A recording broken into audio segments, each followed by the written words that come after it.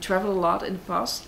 I was always very interested in worshipping in every country, how people do that and how they use temples. So for me, it would be very nice to do that. Also because I'm not religious at all, but I like it that people worship like that. It's nice to look into it and into the history and why do people do that, how does it work. So for me, it was also like an interesting research thing to do.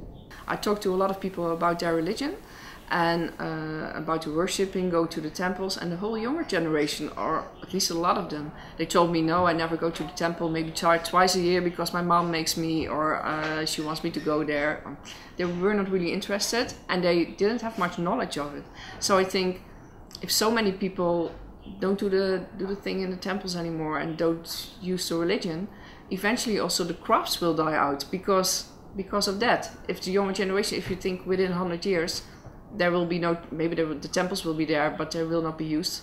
So there are also no craftspeople needed to make new stuff for the temples. So I think to start with the younger generation and make a goddess that appeals to them, that they can relate to, that will make it more interesting. And maybe they start up their own temple for the new goddess, and maybe we can start many new gods. That would be nice. And so that was the main reason to start this project.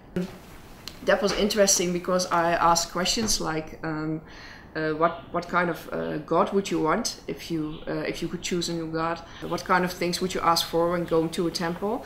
And some other questions, and a lot of answers came from that. But a lot of people were also asking for, we want a better world, or a god to take care of the animals, or against pollution. So combining these elements make the god of sustainability, because that was a big topic, and I think it's very interesting for Taiwan to make the goddess of sustainability.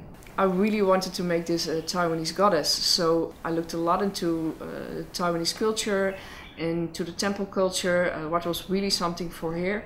And for instance, if you have a look at the dress, there are so many special Taiwanese elements in there, like the elevated roads, and there is a stinky tofu stand in there, and a bubble tea stand, and all the endangered animals of Taiwan are in there. So I really want to make this a Taiwanese goddess instead of just a goddess for everyone. Everything in the rope tells you a story. So the downside of the rope has all the bad things and all the bad environmental things going on in Taiwan. So you see the shark finning, and I think there are too many fishing boats in Taiwan taking all the fish from the sea. The pollution, the factories, you see all the roads, all the scooters. And the more you go up, it shows the more positive side. So it's a dress of hope. It shows you that there's still hope. So you see here the environmental friendly energy sources, like the windmills and the solar panels. But I also put in some really Taiwanese elements because I really wanted to be like a Taiwanese dress and a Taiwanese goddess.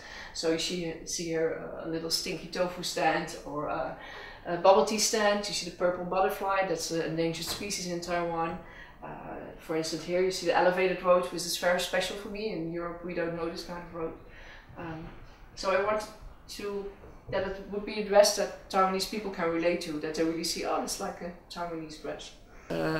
Sustainability, environment, this is our future. You have to take care of the world, because otherwise now we're bothering about that maybe the temples will disappear within 100 years, but maybe the world will disappear in 100 years if we don't do our best and take care of it. So I think it's a very big issue, and people should we should make people aware of that. And I think the goddess is a good thing to make use of her and make people aware about the environment. The people are very helpful and friendly.